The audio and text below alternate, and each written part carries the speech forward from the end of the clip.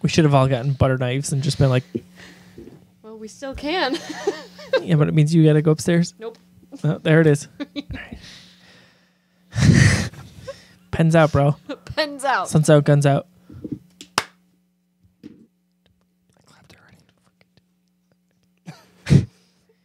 What's up, everybody? Welcome to the official spoiler cast for Knives Out. We got to see Knives Out in theaters tonight, courtesy of the Regal app, which told us that it was going to be playing in theaters tonight. Thank you, Regal. I'm Josiah Leroy. With me today, Mr. Thom Colbert. I'm Tom Colbert. And Jamie Lynn Leroy, no relation. Yeah, that's me. And so we saw the movie tonight. It was, first of all, I'll say it was good. Not as good as Rian Johnson's last movie. The entire internet would agree that it was a masterpiece in The Last Jedi. And yeah, so we'll just end the episode there. Thanks for watching. We'll catch you for the next spoiler cast. Whoa. Well, let's All right, well, so we'll talk about Knives Out here. a little bit. Let's see here. First of all, we want to give you the warning, of course, spoilers. If you have not seen the movie, bookmark this, come back to it. You can watch it on youtube.com/the Geekiverse and listen to it on iTunes and SoundCloud. Let's get into it. A modern day whodunit from Rian Johnson and Ron Bergman, again, who were on The Last Jedi. You may have seen the movie Looper. Have you guys seen the movie Looper? I have. I have not. So. I have not. It was okay. I know nothing about it, really. It was okay. Surprisingly. In the lead up to Last Jedi, I meant to watch it, and then I didn't. So that's where I'm at. It was okay. So, Knives Out. What do we think? Did we like it? Did we not like it? And why? I thought it was so good. It was, okay, so it was a mystery movie, but up front they tell you a version of what happened. And so the whole time you're just worried about, like, everybody finding out what happened. And then, you know, there's the whole this is what really happened thing at the end. So there's still some surprises. And also there's a lot of comedy peppered in, and I really enjoy when that happens. Incredible cast, pretty good writing, nice production value. I'm a Rian Johnson defender. A lot of the internet would say otherwise, but a lot of people would agree with me. But I thought the thing that stuck out to me was how incredible the cast was. Lots of big names here. It was weird seeing Chris Evans in a movie after the last 10 years here, you know, of the MCU. He's been good guy Captain America, but here he was an asshole. He's just a jerk. Oh my gosh. The amount of times people called him that. Remember, minute 3, I got to bleep out Oh, I'm sorry, but certain things. The number of times people called him that in the movie. Just, okay. Okay. Are you done with your tantrum? I don't know what that was. I'm so livid with you turkeys. Thumb, what did we think? Did we like it? Did we not?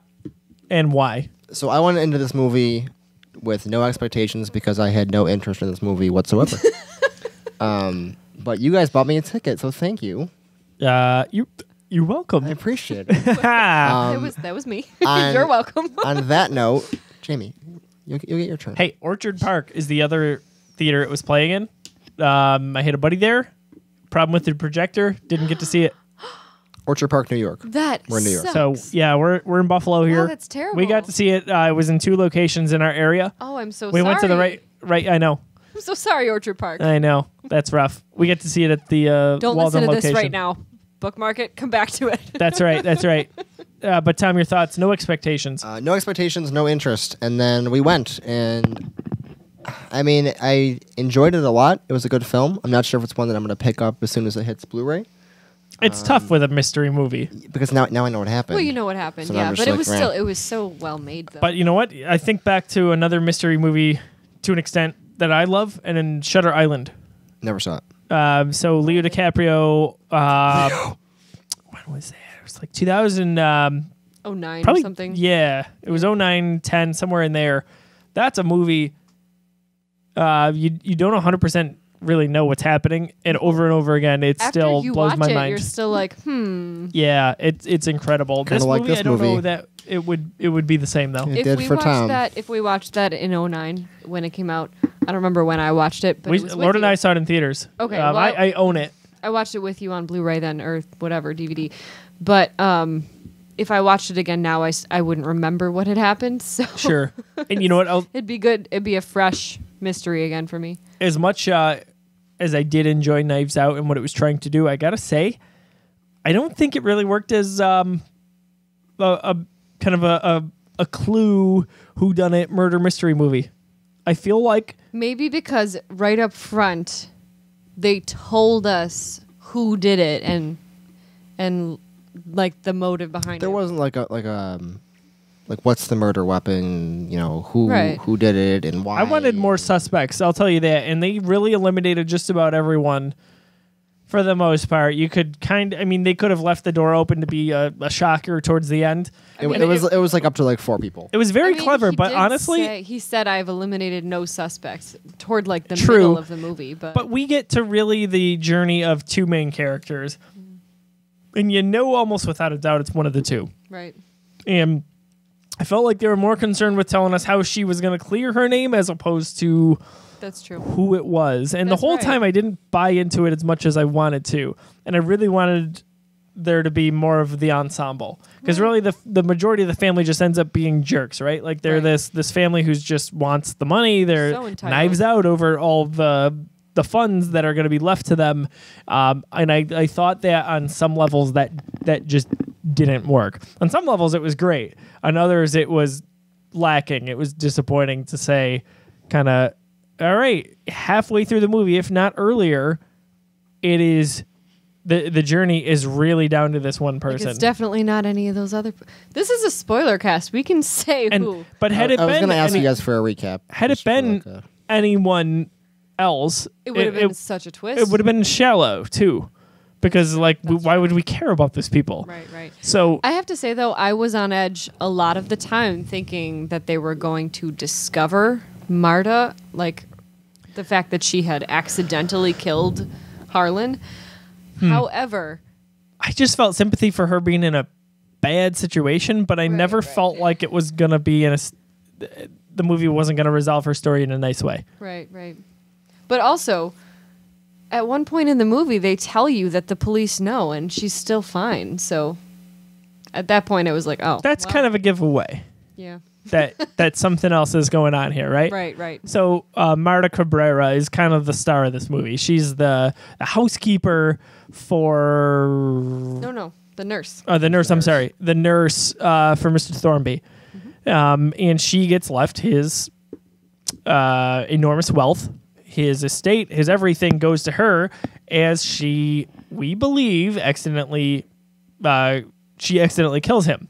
Now, the movie to me was interesting in the fact that it sets out to clear her as Right. opposed to telling us who did it. Right, because they play it off the first 2/3 of the movie as he actually did just accidentally die. It wasn't a suicide. It wasn't a murder. He accidentally died because Marta switched his medications and he slit his throat to cover it up. They keep you on edge though because Daniel Craig's character as the detective KFC, as he was called, CAS KFC, CSI KFC, whatever. Dyslexia.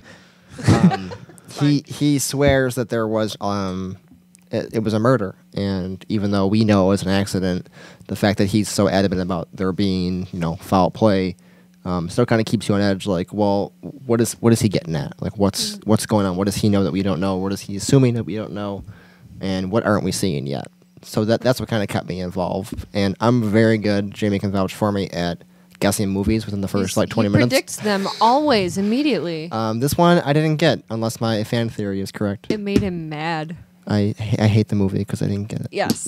I thought it was relatively predictable. Never felt on edge. I kept guessing things. Tom can vouch for that. Daniel Craig was awesome. I thought his southern accent in the very James beginning, Bond here was absolutely awesome. I did not like his It was accent. fantastic accent. In it the was beginning, wonderful. I did not like it. I So grew accustomed to it throughout the movie, but in the very beginning, I was like, "You are not Southern." so he's Caleb Crenshaw from The Office. Is it Crenshaw? He's Michael Scott's character in that episode. Yes. Where Dunder Mifflin's being sold and they don't know if they're gonna have jobs, and Michael makes them basically play this version of Clue, kind of, right? Yes.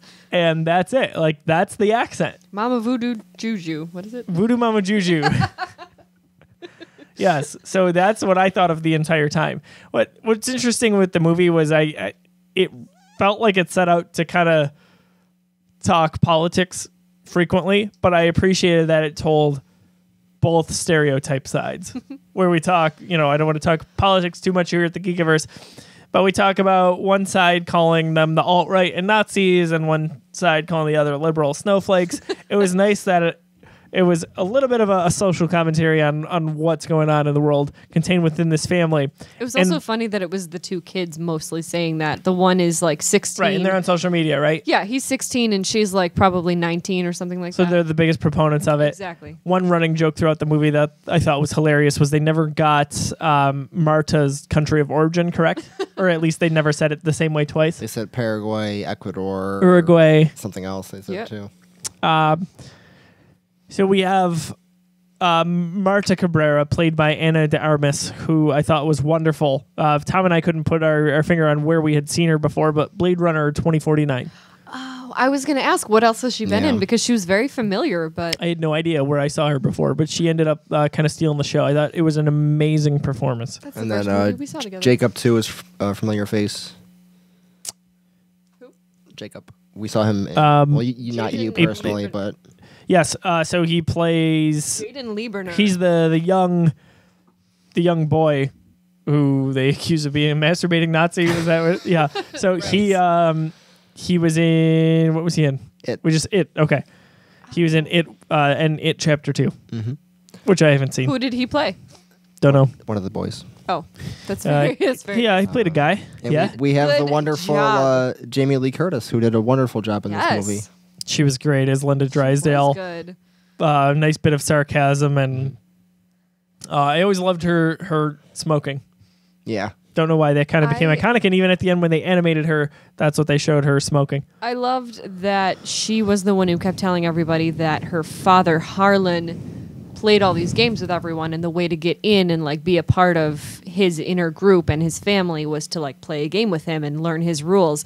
And at the very end, she looked at his blank letter and knew exactly how to read it. Yes, that was funny. We knew. Did you get that sense when the letter was blank? Yes, okay. He should have thrown it out. He was stupid. But I'm glad he didn't, because she needed to know. Here's one thing I thought in the back of my mind throughout the movie. I was like, is he playing a game? Is he alive? Oh yeah. Did you guys ever think that at all? A little bit, but I thought that would have been quite the fun ending. Yeah, it would have been a little Clue-ish as well. Like he's this author, and then he really went off and retired on some island and left them a note, and he was like, I'm leaving. I killed myself, here you go. I'm leaving my earnings to Marta still, but I'm off, kind of retired away from you crazy people, because you're all just bad people. That would have been a really good ending, a good twist. That's what I wanted. Yeah. But they got really dark. He actually killed himself when he didn't need to. So I felt it. I felt it from the beginning. That's horrible. Oh my gosh. When Marta... She thinks she switched the medications, and she was telling him he had 10 minutes to live from the time of injection, and he would get all these symptoms. He didn't seem to be experiencing any of the symptoms when he was telling her his whole plan of how she could get away with murder. And I was like, he seems like he's okay. Like, maybe it's just going to hit him all at once, but he should definitely call an ambulance, because like then it would probably clear her name too. Not clear her name, but like get her less trouble, because it clearly was not intended. But I don't know. It just drove me nuts when they didn't call the ambulance, and he just was like, I'll just pretend it was suicide. And he slit his throat. Yeah, that was a little messed up. No doubt about it. That was definitely dark. And then when you look towards the last portion of, or probably the last third of the movie, and you realize he really didn't have to do that because he wasn't going to die anyway. So that's tough. That's tough to take. I kind of wondered if maybe it was his intention all along, because at his 85th birthday, he told all of his kids and grandkids that he was cutting them all off, and that they were, fired from his company, not getting any more money for tuition, all of it. And he probably knew that someone was going to try to kill him at that point, and it was like he wanted to go out on his own note. Like he was just done. That's one way to look at it. Yeah. We see also a well-known face nowadays, Catherine Langford as Meg. She is in the first two seasons of 13 Reasons Why, And it's funny. She had been rumored for so long to be playing Tony Stark's daughter in Avengers, and of course we finally get the Endgame deleted, or was it Endgame or Infinity War? One of the two has a deleted scene on Disney Plus. I don't know, but it shows her, and it in fact was her. I think it's I think Endgame. It must be Endgame. Has a flashback because scene Tony's in the like the Soul Stone. Yes, essentially. So check that out. So she's in there. She's a tough character to get behind, I think. Even though she's a little bit sympathetic towards Marta. She's completely grown up, entitled, not knowing any other way. And she wants to be friends with Marta, but she's still a jerk at the end of the day. Yeah, all she knows is money and trying to get it. So Chris Evans, we kind of mentioned as Ransom. What did we think of his... His name is Ransom. Yeah, so random. What do we think of his appearance throughout the film? I'll say this: when he kind of first started to become more recurring as we got towards the midway point, I thought he mailed it in. But then I realized there was a little bit of depth to it. It's also just hard seeing him be a jerk after seeing him play Captain America for so long. Yeah, I mean, Chris Evans' character, Ransom, which Ransom was his middle name, I believe they said. Hugh Ransom. Hugh Ransom. I believe... I'm trying to kind of word this properly. Like he was like the black sheep of the family, where he was a little more self-aware as far as like, you know what, all my siblings are spoiled. My dad's rich. He knows it. You know, why shouldn't I take advantage of this life and just kind of live it when everyone else is living in these false worlds of thinking that, you know, they're hard workers and they've accomplished their own goals and their own things. And, you know, Michael Shannon's character has a... You know, he took over the publishing company, and then Jamie Lee Curtis's character, you know, she had her own thing, but that was off of like built it from the ground up, but it was from $1 million based loan. off $1 million loan. So no one in the family actually does anything except for their father. So I think Chris Evans is that kind of, you know, loose character who didn't get the attention, and like he's the one that just kind of snapped at the end of it. He's also a grandkid, which might change things a little. I have a separate theory that we'll get to later about both these characters. It's such an interesting commentary on how everyone's so greedy and selfish nowadays, right? Like in general, not everybody, of course, but how materialistic we are. So this great alleged man, I guess we don't know a ton about Harlan, but really we assume he's a good guy with the picture that was painted in the movie. He passes away, you know, after what happened in the beginning moments of the movie, and we see his family really not mourning him so much. There's a little moment where Jamie Lee Curtis is really upset about it, and Michael Shannon's character, Walt, consoles her, and that was a sweet little moment. But that's it. It's quickly back to the person. This is our handout. Yeah, the person who seems the most upset about it is Marta, which would appear to be because she was so close with him. But and she's a good person is the theme, right? Right, but we don't know if it was because she was upset about what happened or because she missed him or a combination. So the movie throughout, and they say it outright, is that she has a good heart. She's a good person, Marta. And that even when she's trying to save herself and clear her name, she still does the right thing when she saves Fran. Right. Right? So she does the right thing, and because she does the right thing, even when no one's looking, it pays off in the end. And that's a kind of nice little message that really becomes an important one, I think. One thing I wanted to mention was Frank Oz. That's first time I recall seeing him on screen, like actually his face. I have to say I did not know it was him based on his appearance. Oh my gosh, I saw him right away and I was so excited. I only know his voice. He had Muppets. something, maybe his last line, something where they said like, "You're useless," and he was excused, and he was like, "Thank you," and he said it really high pitched, and I was like, "Oh my gosh, it's Yoda." But that was really cool, seeing him in there, and I wonder if that had to do with his Last Jedi connection with Rian. I think of these things. Again, love Daniel Craig. Chris Evans was good, nothing more. Anna was wonderful as Marta, and the rest of the cast, pretty solid overall. It really worked together, and even more with these stereotypes. We had the kids with the social media and how anti-political opposite left and right wings they were, and we had the character Joni, who was like this social media sellout, who was a fraud, who really couldn't afford college. What do we want to get into theories and final thoughts here? You guys tell me. I'm saving it. All right. So Tom, just like the second the credits roll, he turns to me. I have a theory. So, shocker. Tom, what's the theory? First of all, Jamie was just tweeted, or your tweet was liked. Yes. I tweeted about the movie. I said Knives Out was such a good movie, loved every minute of it, and Knives Out, the official account, liked it. So that's cool. Thanks, Rian Johnson. Thank you. A good friend you are, RJ. Tweet us, RJ. Tweet us, RJ. So Tom's theory. Let's have at it, and I think Jamie and I might have a few thoughts as well. Past that. It's true. Okay. So, Tom's theory. Chapter 1. No, this will be quick. A novel by Tom This will be Colbert. quick. Basically, the main base of my theory is that a lot of things are happening off screen that we're not seeing.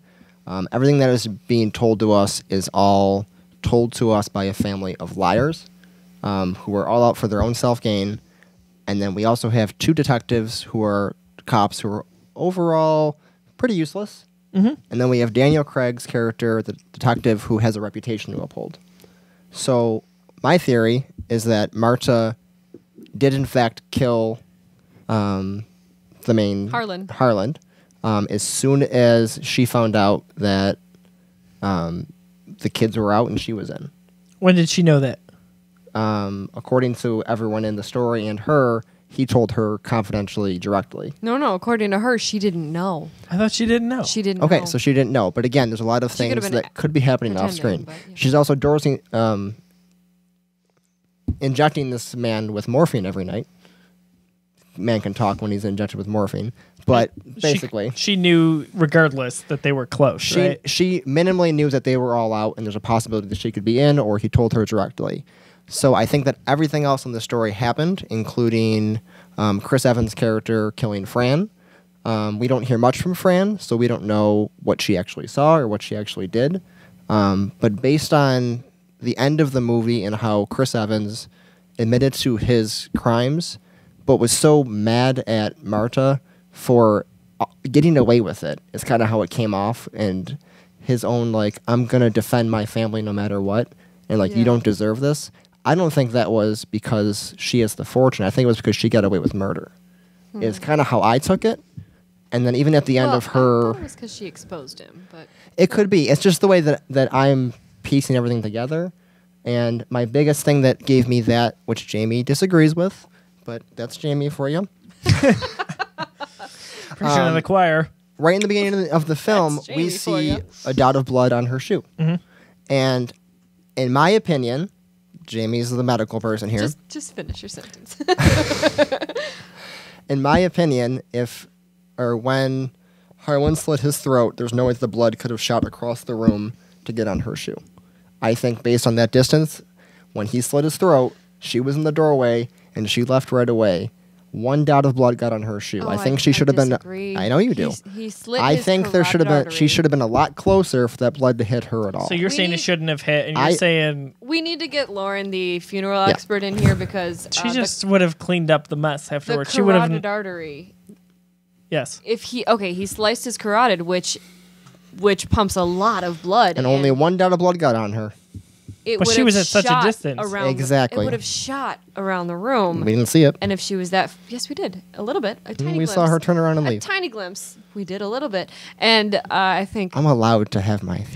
you are. Of course, you are. I think a tiny dot of blood could have gotten on her shoe. It could have, but and again, in my opinion, I think that there's a possibility that she could have dosed him with the morphine, whether purposely or accidentally, and she could have just went to make sure. Daniel Craig is saying she knew that she gave him the wrong stuff, but the labels were covered? No. Mm-mm. So what he was saying was there's such a minute difference in the viscosity and the color and the density and everything between the 2 medicines, but since she is such a good and skilled nurse, she could tell them the difference between them without the labels. She knew she had, that's what I'm saying. She picked up it was covered. The correct vial without reading it. So she picked up the vial that subconsciously. It was labeled morphine, but she thought it was the other drug based on what the drug looked like without even reading the labels. So she gave him 100 milligrams of that, and then afterward noticed the labels and thought, "Oh no, I killed you." That's what I'm saying. So Daniel Craig's theory is that basically the labels were switched, and then she gave him the right dose.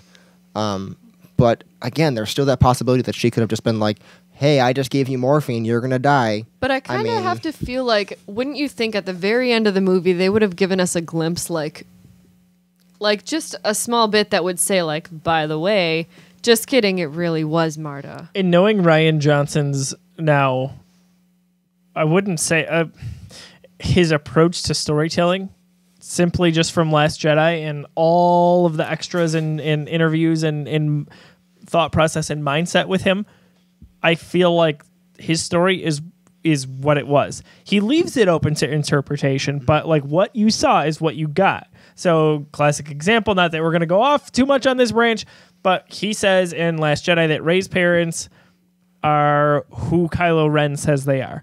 That's what Rian Johnson says. But he left it open to interpretation and or so J.J. Abrams could change it if he wanted to, because Rian Johnson wasn't going to take the keys to Episode 9. So I think Rian Johnson in that point in time was trying to tell the story that your parents don't have to be special for you to be special. Like that's what the theme is with his look at Rey as being such a special force user. I think here he's trying to tell a similar thing where you don't have to come from fame and wealth and all this stuff to make it here. Right. I think that's because there's so much political and social commentary going on it. And when she takes the sip from the coffee mug at the end, it says, "My house, my rules, my coffee," I believe. Yeah. Awesome. It does look a little. It looks a little very triumphant. devious. It could be totally either way. I believe it's Rian Johnson's vision that it was, you guys are just a jerk of a family. Yeah. And you got what's coming to you. All of you it's are jerks. My house. I didn't mean to She's kill standing him. up there. Yeah. They're all over there. She didn't kill him either. Right. Oh, that's right. If we believe it, right? It's not even that she didn't mean to kill him. Right. She didn't kill him. And then we find out, if we think about Tom's approach to it, it's that if she was being devious, it's like, I just screwed you all with the most amazing caper of the century. I hope I created the war. And that we now have Team Thom. I hope I created a war. Team Leroy, Thomas Colbert. And that we can... Thom. Out of context, Joe. I would love to hear, thoughts and comments about this, and disprove me, or I would love to hear some discussion, or support me, because I want to be right. I want to say it's a great theory. It makes total sense. Yeah, I don't think that's at all what Rian Johnson. However, I just think that tweet us, Rian Johnson. Tweet us, Rian Johnson. Tweet us, RJ. All right. With movies in particular, I don't think that they would leave it on a twist that they wouldn't tell you about. Like, there's not going to be another. Well, I wouldn't say that. No. I mean, if there were, we think of movies like Inception. If there were like a sequel or something, right? Like, yeah. Was that happening in his head, or was it actually happening? Chris Evans promised he was going to come back and get her. And then he tried with the trick knife. Oh, that was great. Did you guys know that right away? I felt like I knew that. I right knew away. it when he was in midair. Yeah, same. I was expecting him to stab himself or something corny was going to happen, or Daniel Craig was going to grab the knife. I will say Rian Johnson is very detailed in his approach, and he doesn't leave anything unturned. No. So everything that led earlier in the movie, even to Fran yelling Hugh, she wasn't saying you, she was saying Hugh. The stash. Or was she saying you? Don't know. Well, I think you're wrong. So I think Rian Johnson wishes he could do this with Star Wars almost, which he could have done. Because he was offered Episode 9, but he deferred, and they then picked J.J. Abrams, who I would have picked first. But I think he wishes he could have been just like... Words. Don't tweet us, RJ.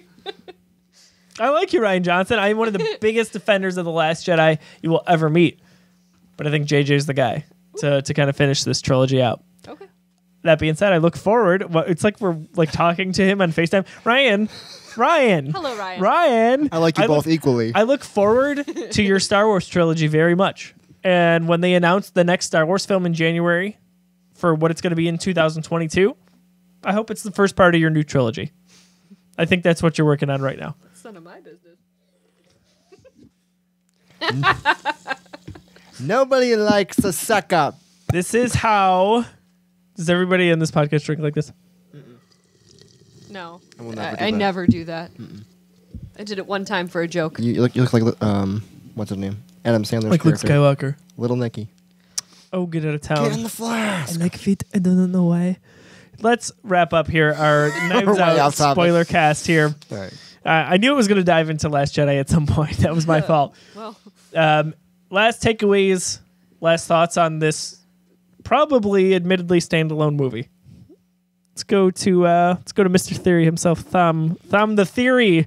If Colbert. I have my theory to back up my rating, I would give it an 8 out of 10. So as the movie stands, let's say it is what we saw on screen. 4 out of 10. get Wow. out of here. No, I was. You're cut off. I would say 7. All right, So just Jim. go down Final the point. wrapping Down the thoughts point. here, because you're more the whodunit person. You really am. Mom reads these mystery novels all the time. I said this when we were walking out of the movie. I said to Tom, if you were going to make if you were going to make Jamie's ideal movie, it would be a lot of murder mystery. You would get to know what's going on, and there would be some humor peppered in there. Like all of the stupid jokes. I really enjoyed them. Insto facto. Daniel Craig with the donut was hilarious. Oh my gosh. A donut. He and his stupid donut. He's great in theory. everything. I'm a He big was Daniel great. Craig guy. He was really great. He did a good job. Yeah, So, no, I loved it. Out of 10? I'm really bad at rating things. How many donuts out of 10 donuts? What would you say? Get your knife. That's a gun. Don't you hold a hypothetical gun? Okay, I'll go with 9. Couples are 9 out of 10. What's funny is Lauren and I watched one of the Geek Madness videos we had done a few years back for the Geekiverse, and there was a point where I did that to her. She goes, "You don't pull a hypothetical gun on your wife." Couples Retreat. I brought that up at work the other day. Very underrated movie. It was a big good shark. I know my truth. Did you said just say? 9 out of Did you 10? just say you know your truth? I know my truth. It's fun, everyone. I love that he makes Guitar Hero. Like, he just makes Guitar Hero. What a BS horrible storyline. I love Vince Vaughn, though. So it's okay. And I love Guitar Hero. Good stuff.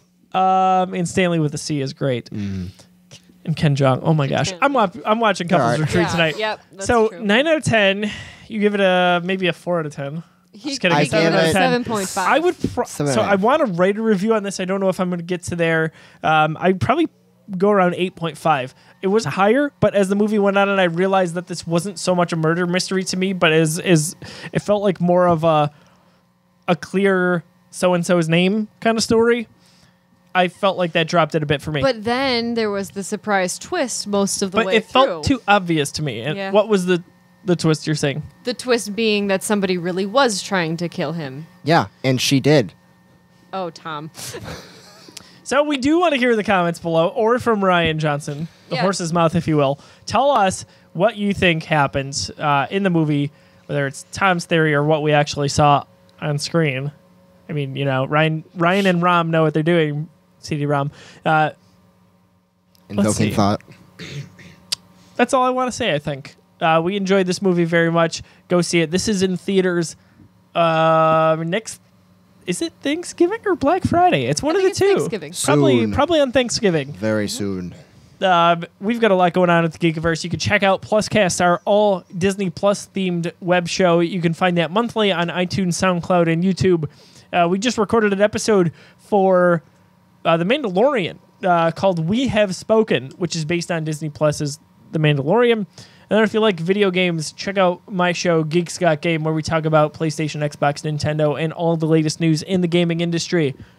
For Jamie, for Tom, I am Josiah. Thank you so much for watching. We'll catch you soon and have a wonderful, happy Thanksgiving.